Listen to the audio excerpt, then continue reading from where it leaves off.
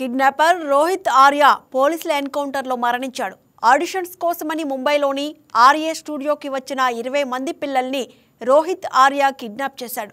వీరిని బందీలుగా చేసుకుని రోహిత్ ఆర్య ఒక వీడియోని రిలీజ్ చేశాడు. అది సోషల్ మీడియాలో వైరల్ కావడంతో ముంబై పోలీసులు రంగంలోకి దిగారు. పిల్లలను రెస్క్యూ చేసే క్రమంలో పోలీసులపై కిడ్నాపర్ ఎయిర్ గన్తో కాల్పులకు దిగాడు. సెల్ఫ్ డిఫెన్స్లో భాగంగా పోలీసులు జరిపిన కాల్పుల్లో కిడ్నాపర్ రోహిత్ ఆర్యకు గాయాలయ్యాయి.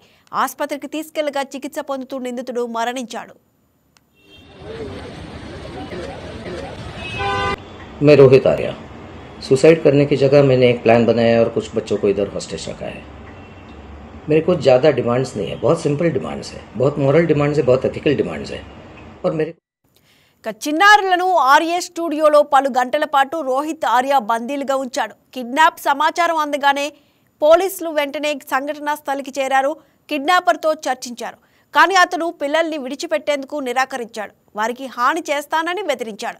దీంతో పోలీసుల బృందం బాత్రూమ్ కిటికీ గుండా ప్రవేశించింది. ఇది గమనించిన రోహిత్ ఆర్య పోలీసులపై కాల్పులకు దిగాడు.